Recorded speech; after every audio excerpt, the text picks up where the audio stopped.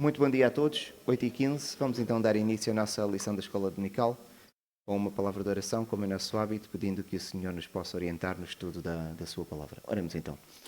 Senhor nosso Deus, mais um domingo, mais uma manhã, mais um momento de encontro, em que estamos aqui como tua igreja para juntos podermos adorar-te. E agora, Senhor, o que pedimos é o mesmo de sempre, e sempre iremos fazê-lo, que é a tua orientação para o estudo da tua palavra. Assim como te pedimos aqui para esta sala de aula, pedimos para todas as outras, quer seja aqui, quer seja em qualquer uma das igrejas que estão reunidas, para juntos te podermos adorar e cultuar. Porque só tu és digno deste louvor, desta adoração, e hoje é o dia que decidimos que vamos tirar para nos juntarmos e estudarmos a tua palavra para sabermos mais de ti. Então que seja um estudo profícuo e um estudo orientado pelo teu Espírito Santo. Em nome do Senhor Jesus Cristo. Amém. Meus irmãos, estamos a estudar o livro de Números, a introdução é sempre a mesma e vamos dar continuidade. E nós hoje vamos estudar algumas das passagens mais difíceis que nós temos nas Escrituras para compreender. Mas não podemos escolher o que é que vamos estudar, uma vez que nós estamos a fazer um estudo expositivo das Sagradas Escrituras e por isso chegou o dia e vamos ter que estudar esta passagem e compreender o que ela tem para nós e também daí aproveitar e tirar lições práticas para as nossas vidas. E para hoje, os pontos que vos apresento são estes, que é a vitória sobre os amorreus, a história de Balaque e Balaão, onde temos a tal passagem que é difícil de interpretar, mas na verdade a dificuldade e o problema é nosso. Temos aqui o conselho de Balaão, que nós não encontramos diretamente, mas depois vamos encontrar através de passagens paralelas. E temos aqui uma passagem que eu chamaria o temor a Deus, que é aquilo que vai acontecer quando o povo se desviar, e vamos ver o comportamento de Fineias, que é o filho de Eleazar, o neto de Arão. É importante nós começarmos aqui, olhando para este mapa, para nós tentarmos perceber aqui o ponto da situação. Então nós temos aqui Israel, que saiu da zona do Egito e depois rumou para a região do Sinai. Esteve aqui sensivelmente 11 meses, onde Deus organizou o povo, deu a lei. Sabemos as várias histórias que aconteceram aqui, a história do bezerro de ouro, e o Senhor foi disciplinando o povo, e quando o povo já tinha a organização, recebido a lei, o sacerdócio estabelecido, rumou para Cades Barneia. Em Cades Barneia enviaram-se os espias para espiar a terra, porque a terra prometida é esta região aqui. Então eles foram espiar a terra e concluíram que a terra de facto era muito boa, como o Senhor tinha dito, só que havia povos a habitar na terra. Então os espias trouxeram o relatório certo quanto à qualidade da terra, mas não tinham confiança no Senhor, e 10 deles então inflamaram o povo para que o povo não fosse e tomasse a terra, e 2 deles, Josué e Caleb, disseram que o Senhor, estando com eles, não havia povo que os pudesse contrariar ou resistir. Mas ainda assim o povo desobediente murmurou e quis matar os 2 espias que confiaram no Senhor, e pelos 40 dias que passaram a espiar a terra, Deus então castigou e eles passaram 40 anos no deserto. Mas a sua jornada dos 40 anos passou, nós percebemos que eles fazem uma segunda passagem por Cades Barneia, quando Miriam morre, só que agora eles queriam rumar para a terra prometida, passando por aqui e entrando por aqui, só que vimos o que é que tinha acontecido. Edom não permitiu que Israel passasse pelas suas terras.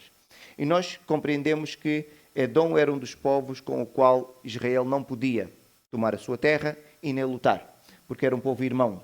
Os israelitas são descendentes de Jacó, os edomitas são descendentes de Esaú, então são povos irmãos. Como Edom não permitiu que Israel passasse pela sua terra, Moabe também não permitiu.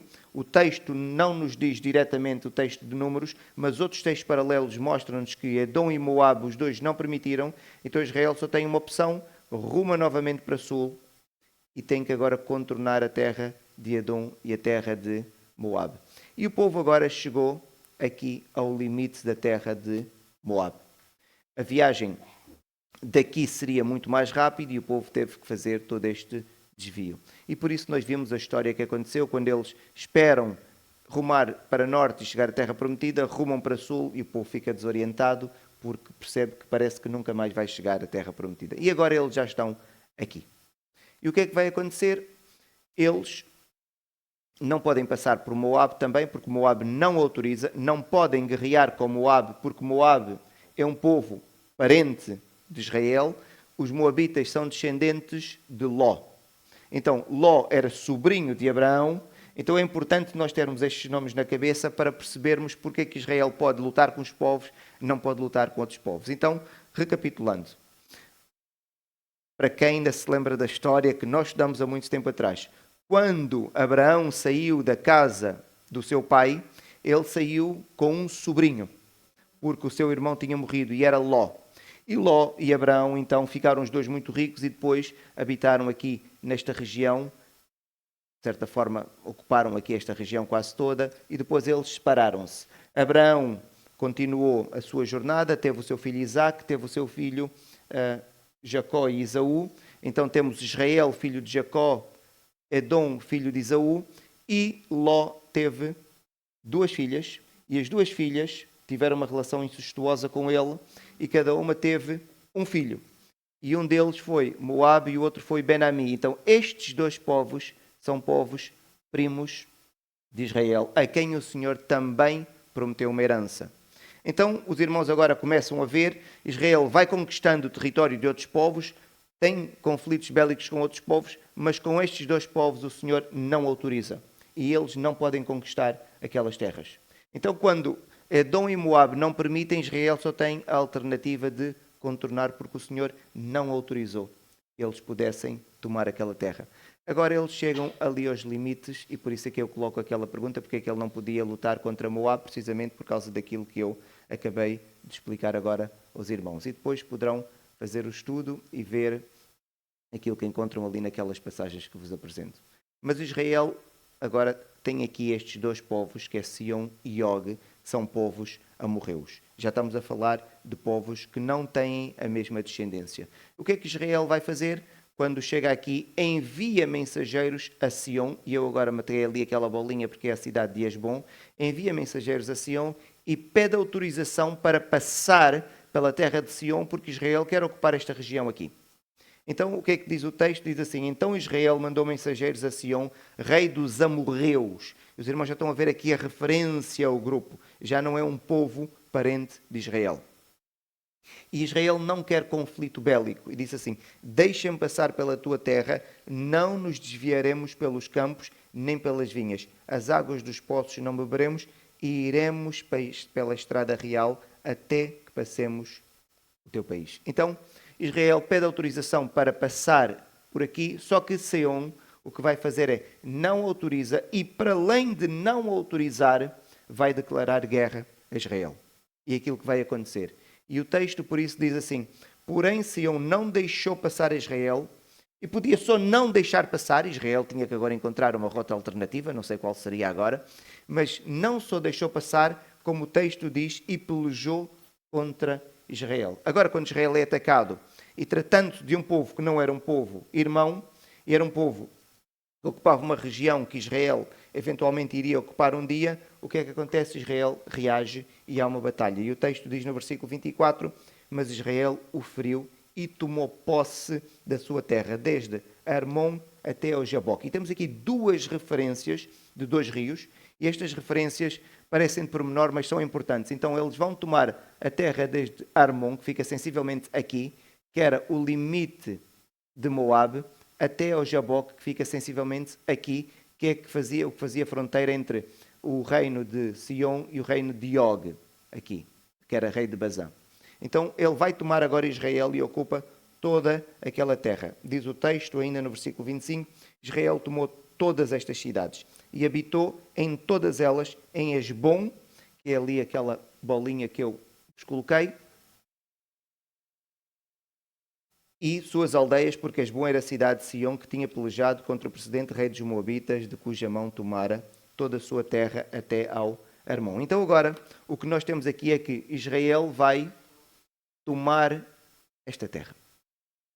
E isto aqui nós podemos entender que é já o estabelecimento de Israel na terra. Eu posso adiantar-vos a história. Israel quer ocupar esta região aqui, só que já conquistou esta parte e agora estabeleceu-se. Nós sabemos no futuro que Israel vai ter tribos que vão viver aqui e há 2,5 tribos que vão ficar deste lado. O que significa que então este território já vai ser ocupado depois por uma das 2,5 tribos de Israel. Israel, praticamente, podemos dizer, já começou aqui a ocupar espaço que depois vai ficar dele. Então temos aqui a tomada de toda esta região, que é a região do Seom. Só que agora Israel vai avançar mais para norte. E a norte, o que é que vai encontrar? Vai encontrar aqui Og, rei de Bazã. E o que é que vai acontecer? Israel sobe para norte e diz o texto, subiram o caminho de Bazã e Og, rei de Bazã, saiu contra eles a peleja. Disse o Senhor a Moisés, não o temas porque o dei na tua mão e a sua terra. De tal maneira o feriram a ele, seus filhos e o seu povo, que nenhum deles escapou. E o que é que Israel fez? E lhes tomaram posse da terra. Então Israel ocupou a zona de Og.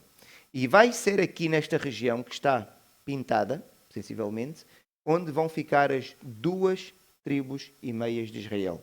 Alguém sabe quais são as 2,5 tribos? Ruben, metade da tribo de Manassés, Gad. Efraim tem a herança toda deste lado, sensivelmente nesta região. Então é Ruben, Gad e metade da tribo de Manassés. Porquê? Adiantando a história, eles vão se fixando aqui. Esta zona é muito fértil, principalmente aqui. As Campinas de Moabe, uma zona muito boa para a agricultura, muito boa para a pecuária, para a criação de animais. Quando Israel quer vir para aqui para conquistar a terra, estas 2,5 tribos dizem, pedem autorização, dizem, isto aqui é bom, nós temos muitos animais, podemos ficar deste lado. Há um conflito que se vai gerar ali, mas depois eles vão acordar e estas 2,5 tribos vão poder ficar deste lado, com a condição de os homens têm que passar para este lado, ajudarem a conquistar a terra, os seus irmãos. Quando conquistam aqui esta terra, depois os homens regressam e vão tomar finalmente posse da sua parte da herança que o Senhor lhes deu. Então, Israel tomou já, agora aqui, estas 2 partes do território. Só que nós, quando agora vamos para o capítulo 22, o capítulo 22 diz-nos algo que nos pode... Tendo partido os filhos de Israel, acamparam-se nas campinas de Moabe.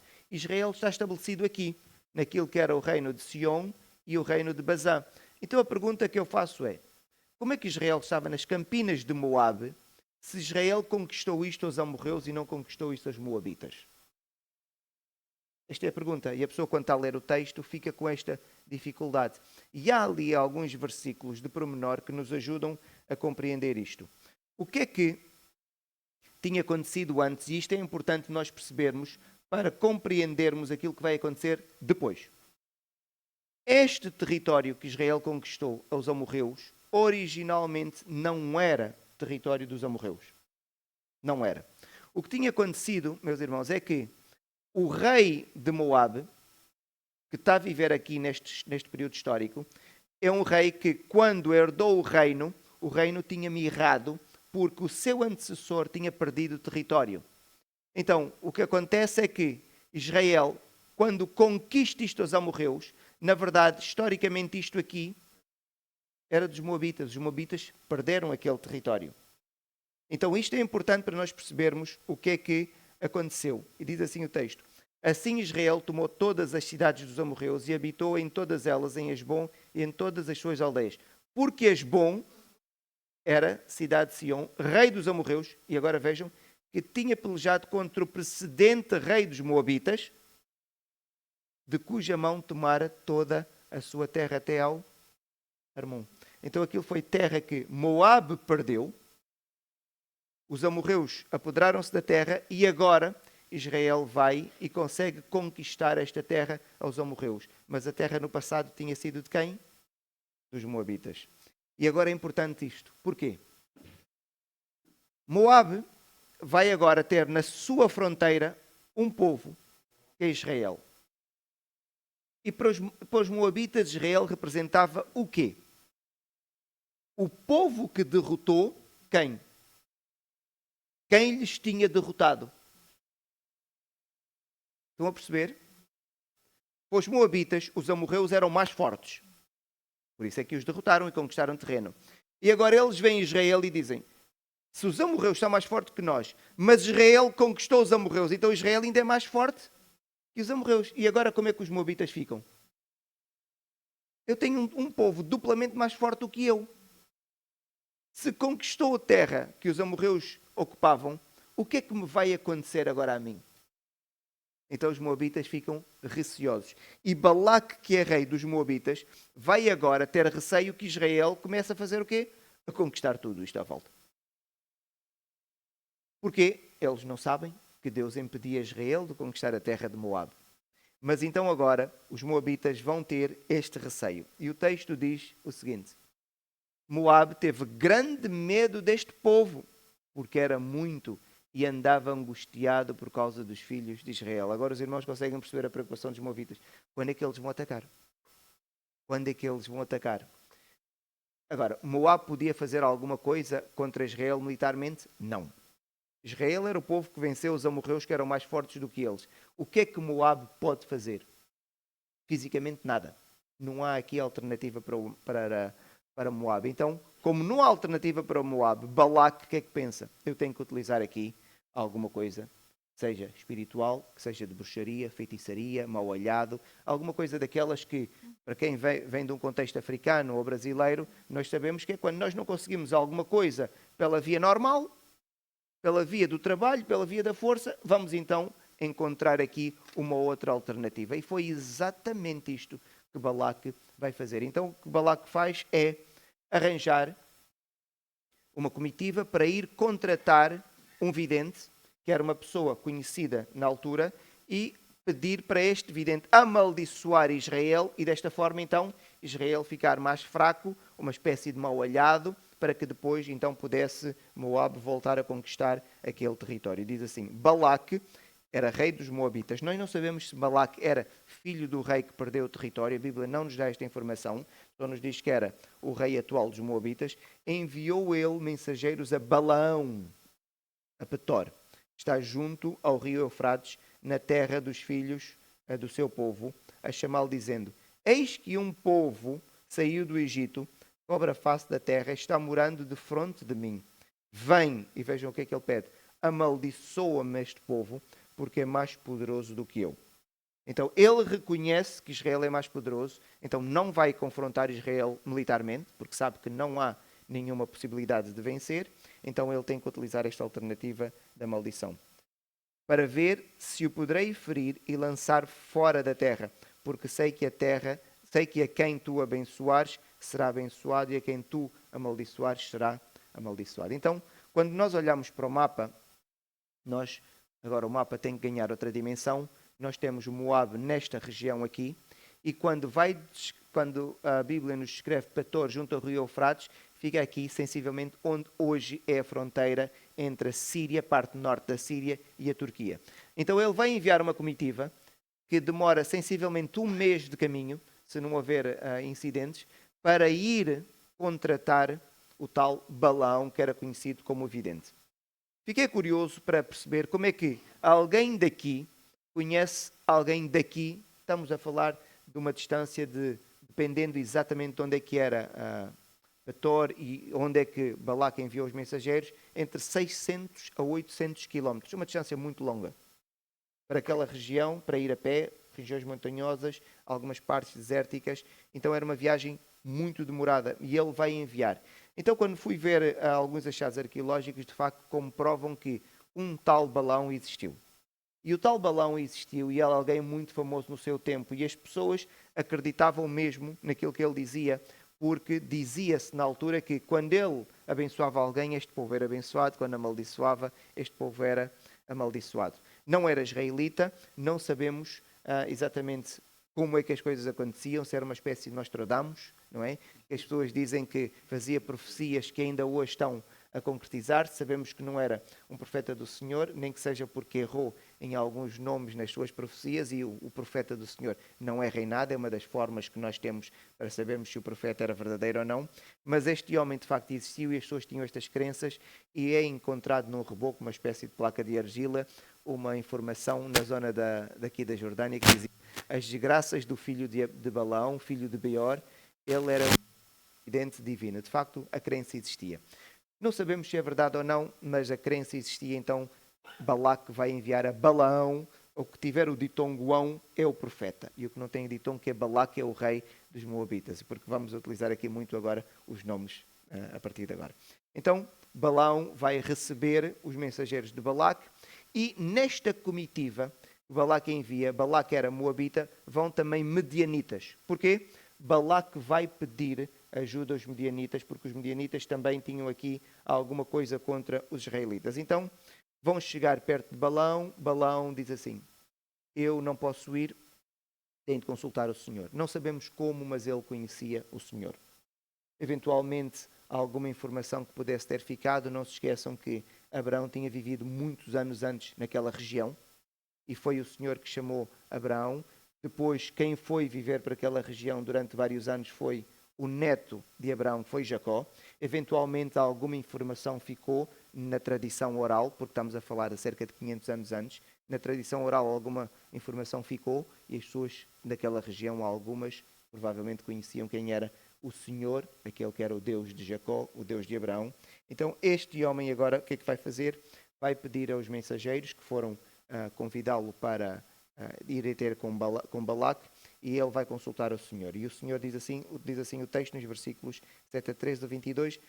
Então foram-se os anciãos dos Moabitas e os anciãos dos Mediaditas, levando consigo o preço dos encantamentos. Então, o que eles fizeram, levaram dinheiro para dizer: tudo aquilo que tu necessitas para fazer os encantamentos, irmãos, estão a ver, é uma espécie de bruxaria. Nós vamos pagar. E chegaram a Balaão e lhe referiram as palavras de Balaque. Balaão lhes disse: ficai aqui esta noite e vos trarei a resposta, como o Senhor me falar. E agora Balaão vai perguntar ao Senhor se pode ir, amaldiçoar aquele povo, e o Senhor diz assim: não irás com eles, nem amaldiçoarás o povo, porque é povo abençoado. Israel não pode ser amaldiçoado, porque é povo abençoado. Levantou-se Balaão pela manhã e disse aos príncipes de Balaque: tornai a vossa terra, porque o Senhor recusa deixar-me ir convosco. E vemos aqui Balaão agir como devia ser, uma vez que o Senhor não autoriza a sua partida. Então, a comitiva moabita, o que é que faz? Volta e comunica a Balaque, dizendo: olha, ele disse que não pode vir. E o que é que Balaque vai fazer? Envia novamente a comitiva com muito mais dinheiro e outros bens para tentar persuadir Balaão a regressar. E o texto diz assim: de novo, vai então a comitiva novamente, enviou Balaque príncipes em maior número e mais honrados do que os primeiros. Enviou provavelmente os seus ministros, os chefes que governavam a nação. Então eles vão novamente, os quais chegaram a Balaão e lhe disseram assim: assim diz Balaque, filho de Zippor, peço-te, não te demores em vir a mim, porque grandemente, e aqui está o ponto, grandemente te honrarei e farei tudo o que me disseres. Vem, pois, rogo-te, amaldiçoa-me este povo. Então, a primeira vez, o que é que aconteceu?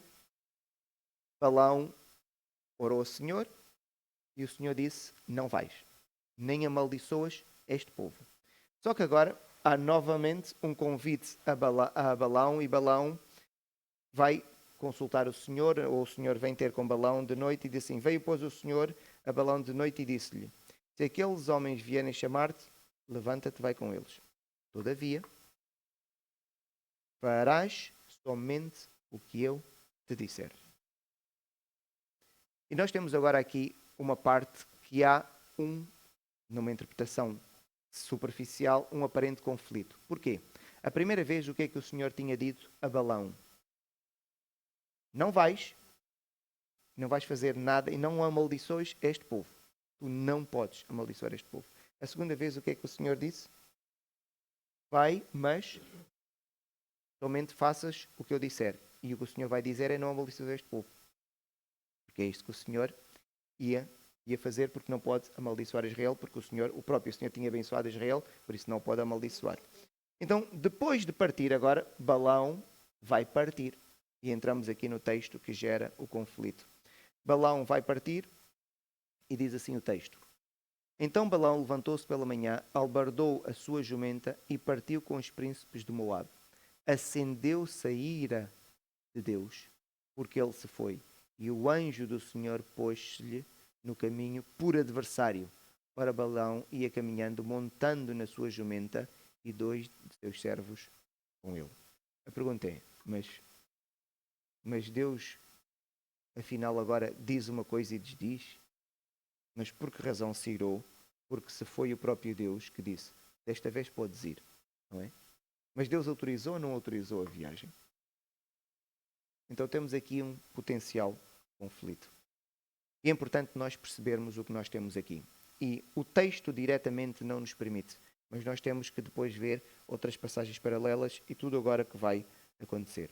Então não se esqueçam, agora ele começa a viagem com 2 dos seus servos, na sua jumenta. O texto faz questão de dizer na sua jumenta, porque isto é importante para o texto, não é? E o Senhor está irado. E o Senhor vai agora colocar um anjo como adversário. E o texto, então, que tem, ele segue-se. Eu vou resumir, e os irmãos depois poderão ler em casa. E o que nós temos é o seguinte, agora, Balaão está sobre a sua jumenta, no caminho, e há um anjo do Senhor com uma espada. Mas Balaão não vê o anjo, mas a jumenta vê. É o que nós temos aqui. A jumenta vê o anjo e está no caminho. E o que é que a jumenta faz?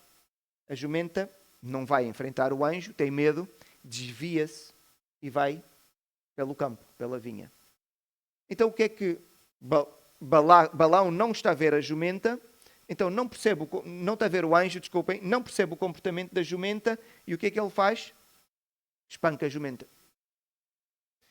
Entretanto, a jumenta, não sabendo porque é que está a ser espancada, tenta arranjar uma alternativa, ir para o caminho, mas não consegue, e chega a um ponto em que tem 2 muros e o anjo está na frente. A jumenta não sabe o que é que há de fazer e quer passar entre os 2 muros, mas não pode tocar no anjo, então encosta-se a um dos lados do muro no caminho. Às vezes aqueles muros baixos, provavelmente um marco de território. Então encosta-se e ao encostar o pé, como está do lado de um dos lados da jumenta, o que acontece ao pé de Balaão? Fica entalado entre a jumenta e o muro. E o que é que Balaão faz? Espanca novamente a jumenta. A jumenta também não sabe, mas continua o seu caminho.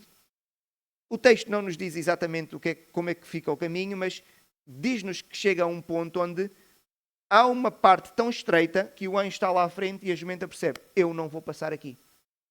Então agora imaginem, numa parte tão estreita, a jumenta não consegue passar porque vê o anjo parado. O que é que a jumenta faz? O texto diz que ela cai, imagina o animal em quadrupedia, e baixa-se. E o que é que o Balaão que está em cima da jumenta? Cai. E o que é que ele faz? Espanca novamente a jumenta. A jumenta, por obra do Senhor, ela começa agora a falar. Eu fico a pensar nesta história. Agora, temos uma jumenta a falar. E a jumenta pergunta, olha, porquê é que me estás a bater? Já é a 3ª vez que me espancas. E o estranho da história toda é que o tal Balaão responde à jumenta. Ele nem percebe, mas tu falas. Às vezes tenho lá animais em casa e pergunto, se ele falasse, como é que eu iria reagir? Tu falas. Mas, então os dois agora têm uma conversa entre Balaão e a jumenta. E a jumenta pergunta, mas porquê é que me estás a bater? E o Balaão explica-lhe, olha, estou a bater porque tu não estás a obedecer. E a jumenta diz assim, eu sou tua jumenta há tantos anos, alguma vez eu tive algum comportamento estranho, assim do nada? E Balaão responde, não, nunca tiveste. E a jumenta, de repente, Balaão consegue perceber que está lá um anjo do Senhor. E ele percebe, pequei. Então é aqui que o anjo lhe vai dizer, porque 3 vezes me espancaste a jumenta? Eis que eu saí como teu adversário, e agora tem aqui uma frase que é importante, porque o teu caminho é perverso diante de mim. Mas o caminho é perverso porque ele está a fazer o caminho? Ou por causa da intenção com que ele vai no caminho? A perversidade está na intenção, está no coração, não está no comportamento em si. O comportamento é meramente mecânico, não é? Então, o problema está na intenção dele. A jumenta me viu e já 3 vezes se desviou de diante de mim. Agora Balaão percebe, ok, eu compreendo o comportamento da jumenta. Eu agora te haveria matado e a ela deixaria com vida. Então Balaão percebe, eu pequei contra o Senhor. E ele vai dizer precisamente isso. Então Balaão disse ao anjo do Senhor, pequei, porque não soube que estavas neste caminho para te opores a mim. Agora Se parece mal aos teus olhos, voltarei. Tornou o anjo do Senhor a Balaão: vai-te com estes homens, mas somente aquilo que eu te disser, isso falarás. O texto tem aqui esta aparente contradição e vamos perceber daqui a bocadinho. Mas tenho aqui outras coisas que nós não temos a informação ou fica a pensar.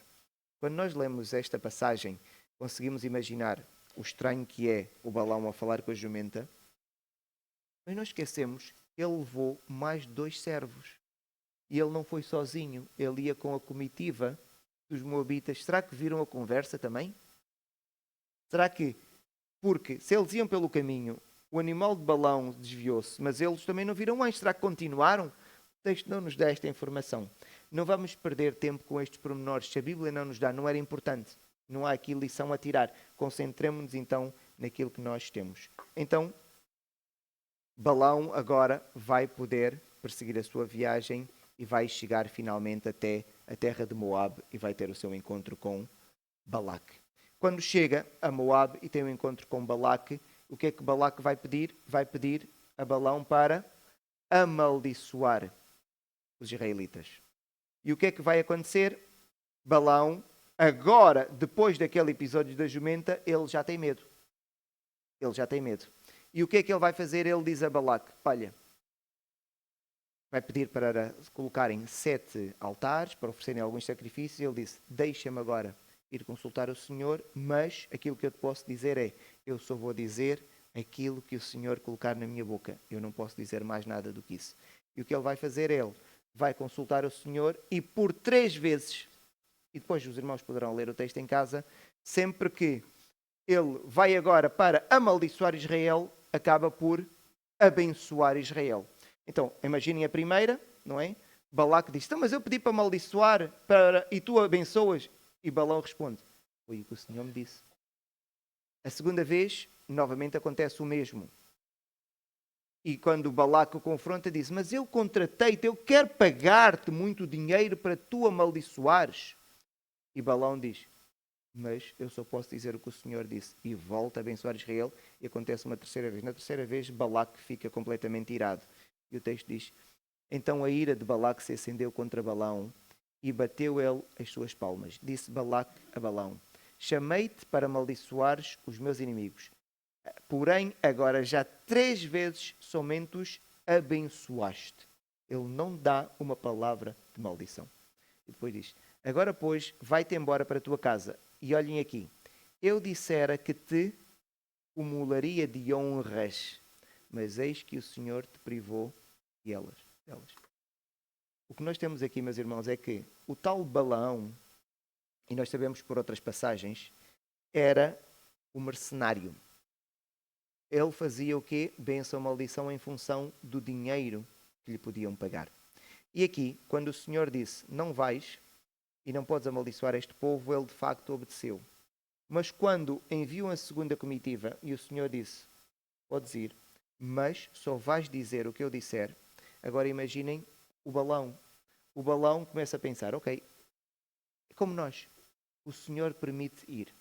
Eu vou chegar lá e ele vai pagar muito dinheiro. Então Balaão sabia que havia de arranjar alguma maneira de poder dizer alguma coisa que pudesse justificar o pagamento. E por isso, quando ele decidir e o Senhor autoriza, o problema não estava na ida, estava na sua intenção, no seu coração. Ele queria ir para quê? Ganhar dinheiro.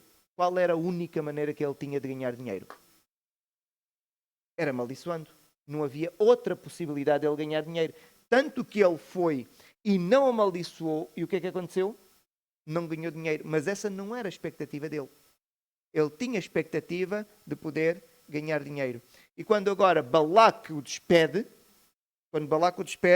e antes de partir, o Senhor ainda coloca mais uma profecia na boca de Balaão, e Balaão vai dizer o quê? Olha, eu estou a partir, Israel, este povo que eu já abençoei 3 vezes, ainda te vai dominar um dia.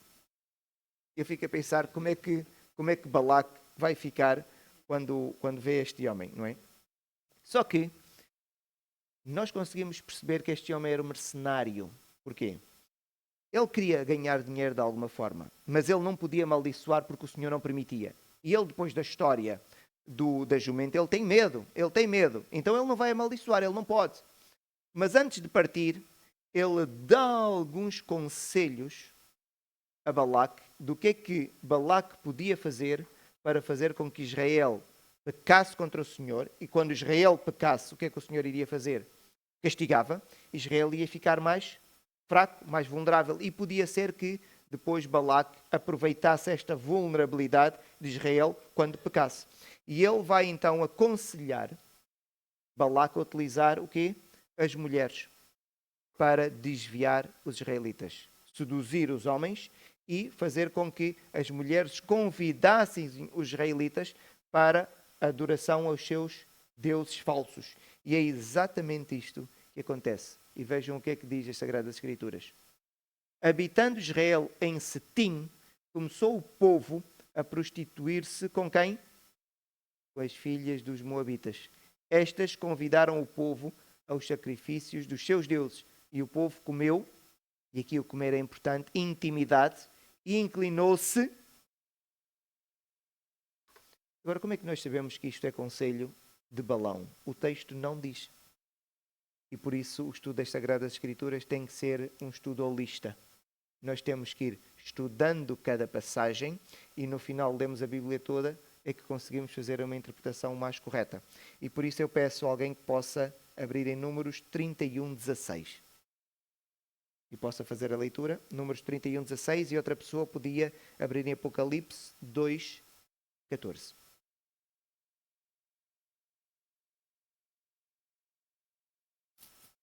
Números 31:16, por favor.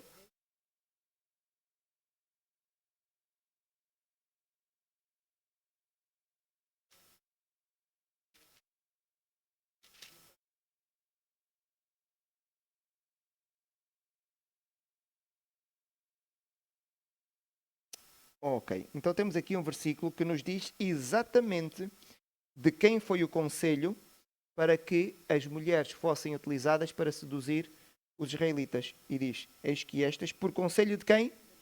De Balão, fizeram prevaricar os filhos de Israel. Então é Balão dizer a Balaque, olha, amaldiçoar não posso, eu tenho esta limitação, mas há aqui se calhar uma maneira que podes utilizar.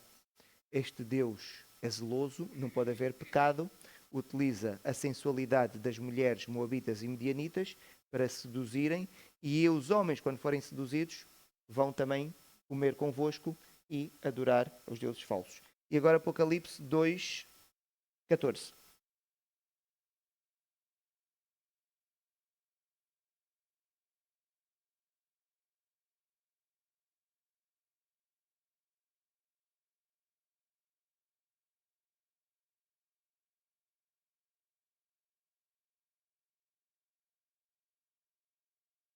Isto aqui está no livro do Apocalipse, é uma das 7 cartas. Aqui esta é a carta à igreja de Pérgamo. E está o Senhor a descrever esta igreja e está aqui a comparar com aquilo que Balaque fez, que Balão fez. O que é que Balão fez? Não é? Ensinou a Balaque como é que podia, já que não podia amaldiçoar, ele era um mercenário, ele queria ganhar algum dinheiro, então ele ensinou, olha, eu amaldiçoar não posso, mas podes utilizar isto aqui como estratégia, e utiliza aqui a questão da sensualidade, percebendo a fraqueza e a fragilidade dos homens na área sexual. E resultou. E a verdade é que resultou. O que nós vamos encontrar de seguida é que o povo de Israel vai se extraviar completamente. E o Senhor dá uma praga para o meio do povo e algumas pessoas começam a morrer. Então diz o texto, o Senhor irou-se e ordenou que Moisés enforcasse os líderes pelo pecado que estava a acontecer. Então uma praga já agora começou a acontecer no meio do povo e várias pessoas começaram a morrer. Então, Balão tinha dado este conselho, os israelitas de facto caíram, o conselho funcionou muito bem, só que vai acontecer aqui um episódio que é um episódio muito interessante nas Sagradas Escrituras. Agora imaginem, está os líderes coniventes com a situação, não é? Aproveitaram se calhar a posição de liderança para conquistar as mulheres moabitas e medianitas mais bonitas, e agora estão os Moisés e as pessoas íntegras do povo em pranto, em choro, porque o Senhor vive no meio do povo, o povo está acampado. Quando o povo acampa, nós sabemos toda a organização, o tabernáculo no centro, e de repente vemos ali o povo com um comportamento de luxúria, de sensualidade, e aquilo, o povo está em pranto, está em choro, porque sabe que o Senhor vai castigar, já está a castigar, e não sabe como é que se há de controlar agora o que está a acontecer ali.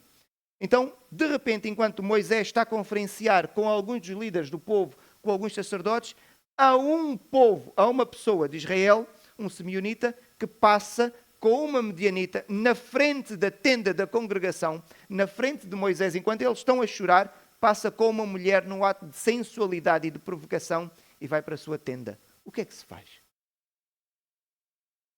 As pessoas estão desconcertadas. O texto mostra o peso do momento que estavam a viver. Eles estavam a chorar por causa do pecado. E agora este homem passa na frente da tenda da congregação, na frente da tenda de Moisés, na frente dos sacerdotes. Então este homem passa e diz assim: eis que um homem dos filhos de Israel veio e trouxe a seus irmãos uma medianita perante os olhos de Moisés e de toda a congregação dos filhos de Israel. Enquanto eles choravam diante da tenda da congregação. Choravam o quê? O pecado que estava a acontecer. E este homem traz uma mulher, vejam, e começa a exibir a mulher. E leva a mulher para a sua tenda.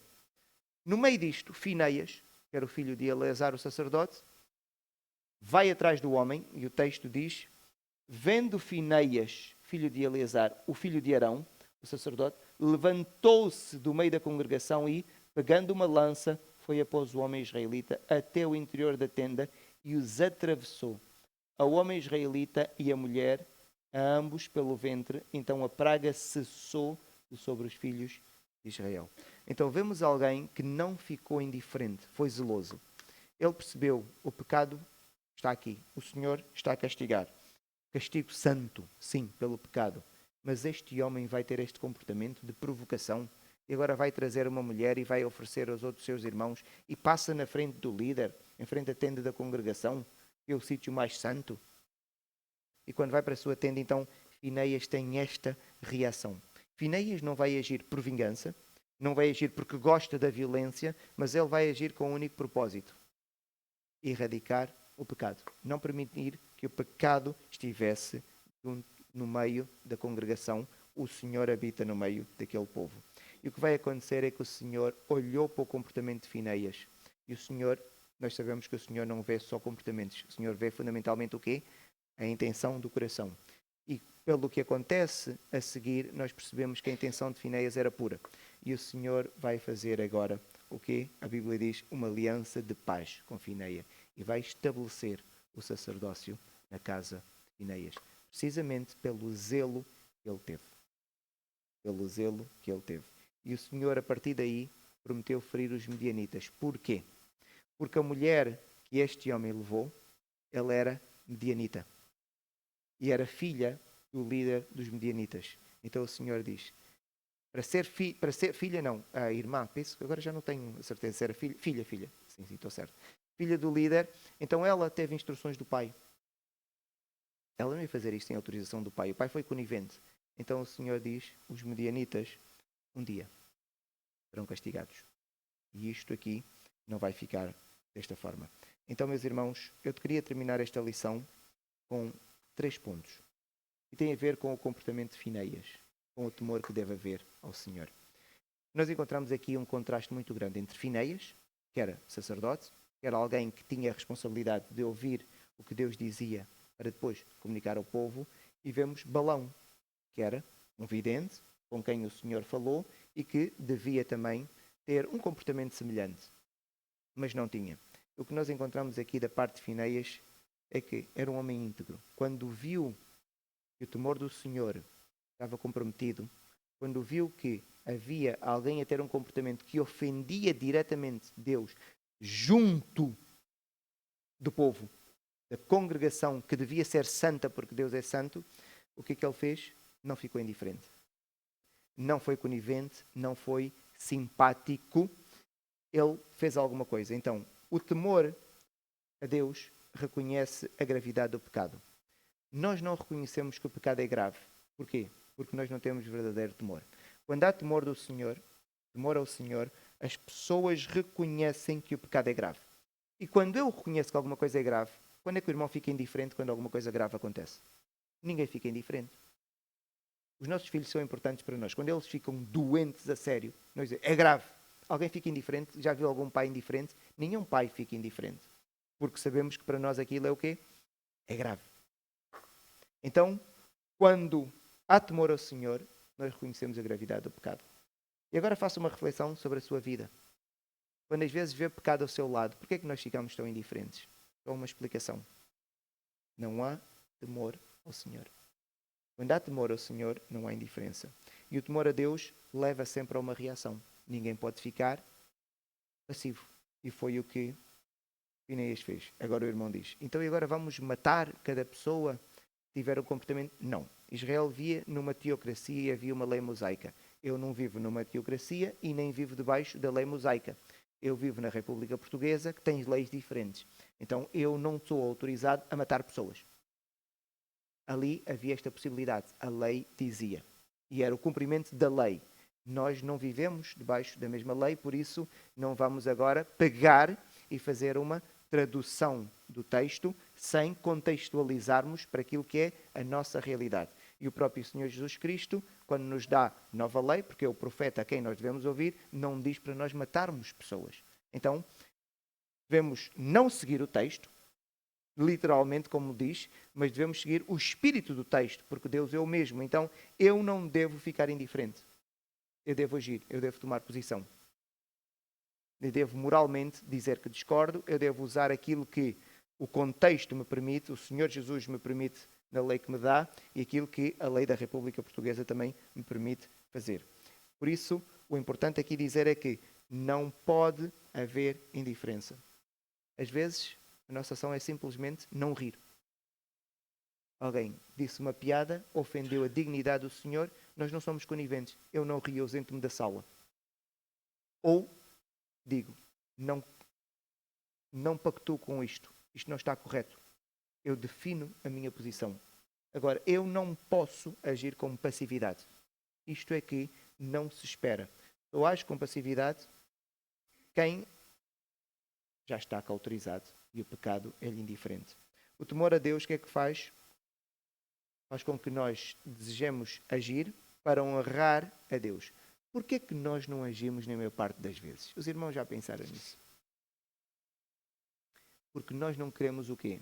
Conflito. Não queremos ofender. Não queremos melindrar. Não queremos conflito com quem? Com homens. Não queremos ofender a quem? A homens. Não queremos melindrar a quem? A homens. Então achamos que é normal causar dano na santidade do Senhor porque nós não queremos desagradar aos homens. A maior parte das vezes é isto que acontece.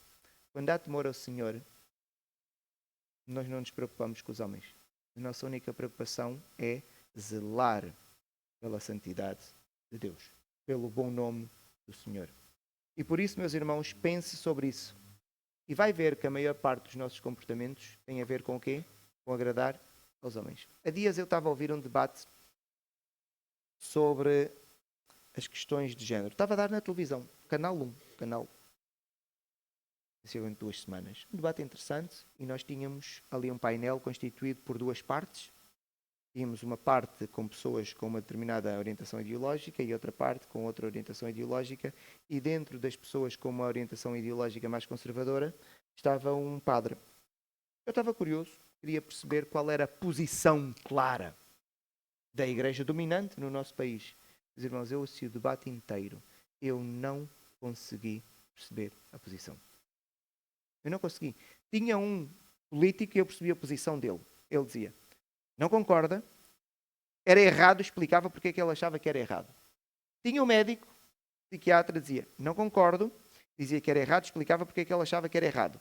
O outro psiquiatra, dizia concordo, e explicava porque é que ele concordava e achava que não era errado. Eu percebi a posição. Do padre eu não percebi. Nós devemos amar todos. E o jornalista perguntava, mas está certo ou errado? O importante é amar toda a gente. E eu pensei, mas porquê que ele não toma uma posição? Ele quer agradar a quem? Ao Senhor? Não. Ele quer agradar aos homens. Ele não quer causar dano nos homens. E quando eu estava a ouvir aquilo, eu pensei, morreu aqui o temor ao Senhor. Quando nós começamos a entrar por este caminho, o temor ao Senhor desaparece. E normalmente é o que nós fazemos. A preocupação é não melindrar as outras pessoas. Quantas vezes nós temos comportamentos permissivos quando alguém entra na igreja? Não, é para a pessoa não se sentir ofendida. Mas a que custo? E Finéias dá-nos aqui uma grande lição. Um homem que não ficou indiferente quando o Senhor foi ofendido.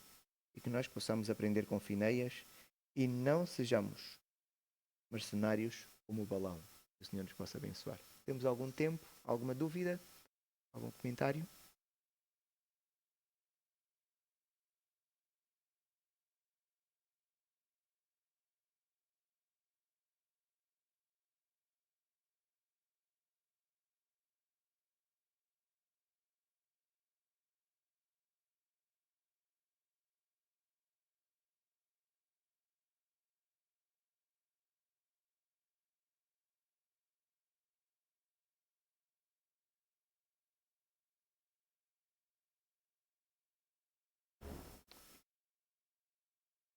Mas nós vimos que Deus, nas Sagradas Escrituras, Ele fala com todo tipo de pessoas. O Senhor falou com Caim. E Caim tinha cometido, havia 4 pessoas no mundo e ele matou uma delas. Não é? Mas o Senhor falou com Caim. E matou sem razão. Matou porque tinha inveja. Quer dizer, o irmão não lhe fez nada. Nós vemos nas Sagradas Escrituras o Senhor sempre falar com as pessoas.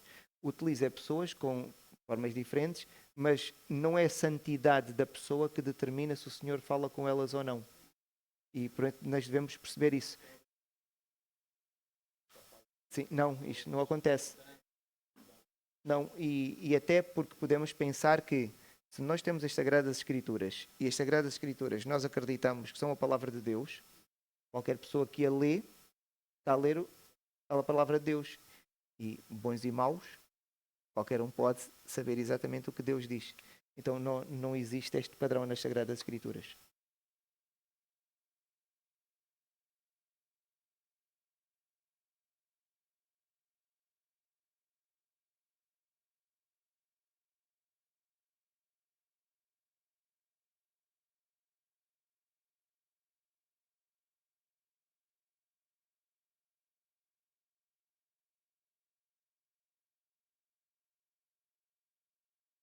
Bem, o Senhor fala com quem Ele quer, quando quer e como quer. Agora, é natural que este é um caso excepcional. Eu também acredito. Porque o Senhor tem os profetas, mas temos profetas que têm boa intenção e temos profetas com má intenção. Temos desde Isaías a Jonas. Jonas era um profeta com má intenção, mas o Senhor utilizou. O Senhor temos que compreender que Ele utiliza quem quer como quer. Porque Jonas não era boa pessoa. Jonas era um racista. Jonas queria a morte de outras pessoas. Não é? Mas o Senhor o que é que fez? Deu-lhe a palavra profética.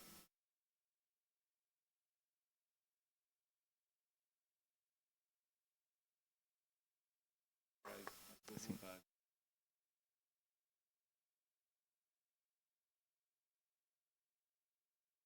Não?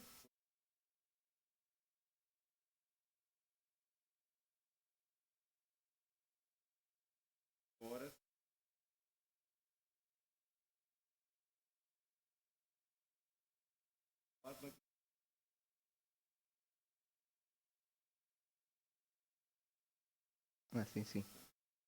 Falou para os animais. Mas aí percebemos que não é tanto falar para o animal perceber, mas era mais Deus dizer como é que seria a ordem das coisas. Mas alguma questão? Não havendo, obrigado, meus irmãos.